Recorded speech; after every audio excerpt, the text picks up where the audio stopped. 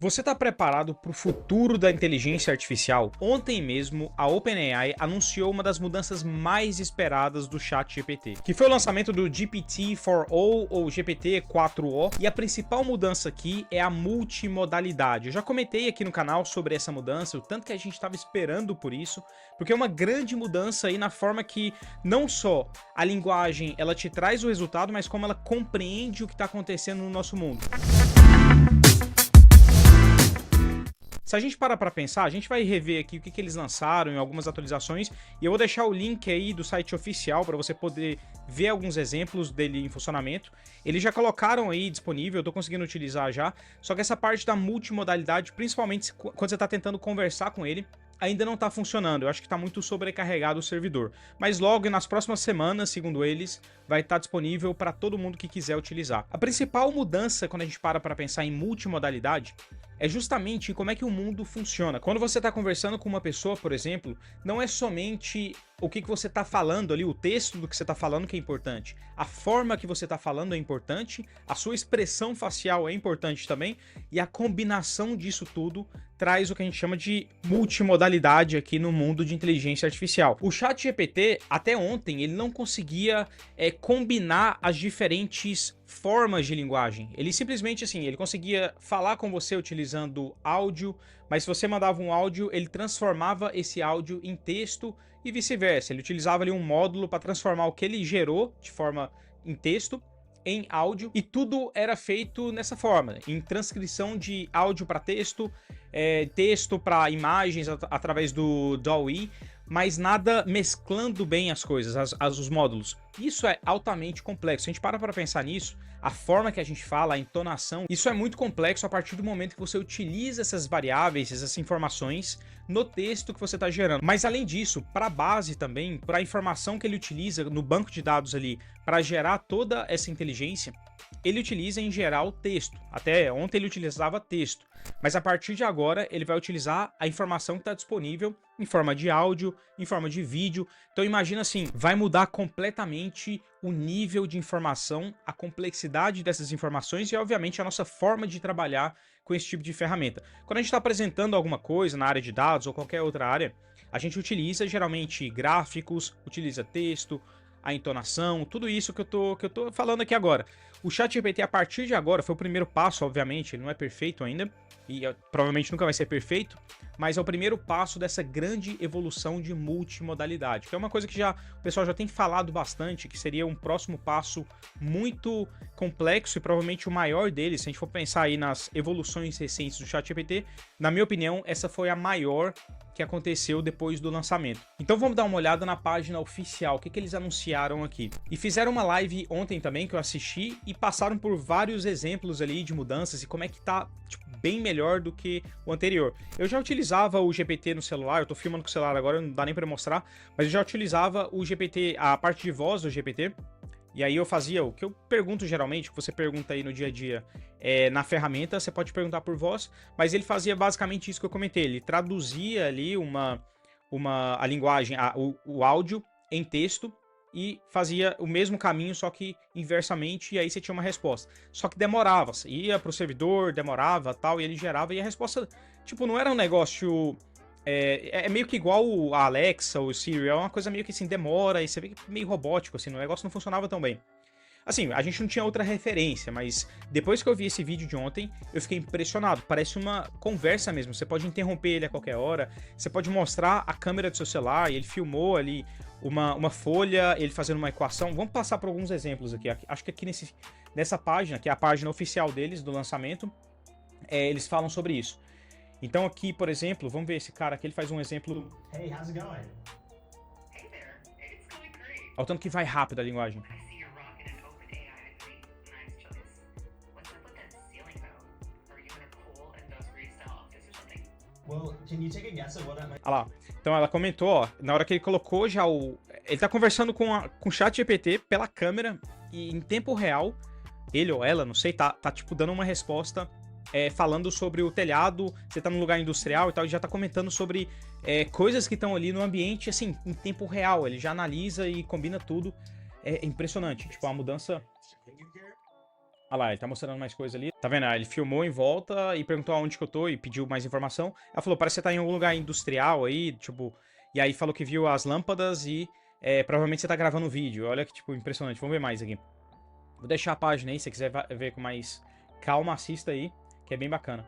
Esse cara é bem importante lá no... Esqueci o nome dele agora, mas foi um dos caras que tinha sido demitido. Não é o Altman, né? Mas é o braço direito dele ali, é um dos caras do início. E aí ele voltou. Esse aqui é interessante, ele deixa um conversa com o outro. Ele coloca dois celulares e coloca um GPT pra falar com o outro. Please pause for one moment.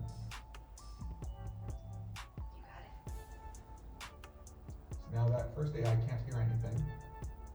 Tá, vou deixar aí, você assiste aí, senão vai ficar muito longo o vídeo. Alguns outros exemplos aqui, então. A parte visual também dele foi melhorada. E o tempo de resposta melhorou bastante também. Então eles conseguiram otimizar o tempo de resposta. Você percebe isso pelos áudios que eles estavam mandando lá na demo. Então aqui ele pede a first person view of a robot typewriting the following journal entries. Ele pede pra... Ele gerou essa imagem, então... Eu não sei o tempo que demorou, mas assim, se você tá acostumado com o DALL-E aí, você percebe que demora um pouco, mas assim, pela tecnologia... É uma coisa muito nova relativamente, é impressionante. Então a gente vai vendo essas melhoras e vai achando que os anteriores eram muito lentos. Mas assim, eu não tinha nada a reclamar do anterior, não. E aí, beleza. Ah, que legal. Ele vai lá e pede pra... Que o robô tá infeliz com o que ele escreveu e pra ele rasgar. Olha que legal que ele foi meio que gerando. Eu queria testar isso, porque hoje tem um problema no DALL-E que você pede pra gerar uma imagem... E aí você pede pra ajustar alguma coisa na imagem, ele gera meio que do nada ali, ele não consegue usar a anterior tanto assim como referência. Então as imagens são muito... Uma não tem nada a ver com a outra, muitas vezes.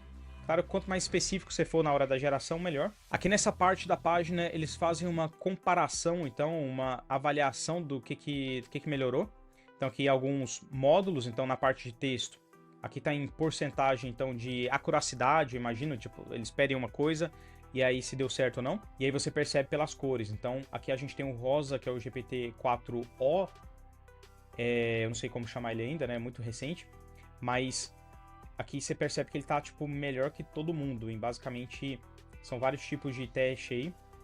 Ele tá melhor que todos. Você vai pra parte de áudio, tradução. Ah, isso é legal. Eles fizeram um teste e eu não sei se foi combinado, mas pareceu que não foi. Então eles falaram, abrimos aqui o Twitter não, o X. E aí o pessoal podia pedir qualquer coisa. E aí uma das pessoas pediu assim, ele funciona como tradutor instantâneo? Porque tá tão rápida a geração, a conversa, você pode interromper e tudo mais, que eles utilizaram lá como tradutor. Então a CTO lá da OpenAI, ela é italiana, se eu não me engano, mas ela fala italiano. E colocaram um cara lá falando inglês, ela falando italiano e o celular traduzindo ali, com o ChatGPT traduzindo em tempo real ali. E assim, funcionou. Cara, foi impressionante. Eu não esperava. Assim, a gente imaginava que isso ia acontecer algum dia, mas não imaginava que essa mudança seria tão rápida. A gente falava aí de GPT-5 e tudo mais, mas, na minha opinião, essa mudança, assim, eu colocaria... Cara, desde aí... Eu sei que do 3 pro 4 mudou bastante, assim, mudou, foi impressionante, eu fiz até um vídeo aqui no canal na época, mas essa mudança de adicionar multimodalidade na parte fundamental da coisa, ela é muito maior, porque o que ela vai trazer de combinação de tipos diferentes de linguagem, assim, não tem... É difícil até mensurar quais são os próximos passos aí dessa empresa. E aí eles comparam mais algumas coisas. Nessa parte de tradução, então, você percebe que o GPT tá melhor, inclusive que outras ferramentas ali que são focadas nisso. E outras comparações também.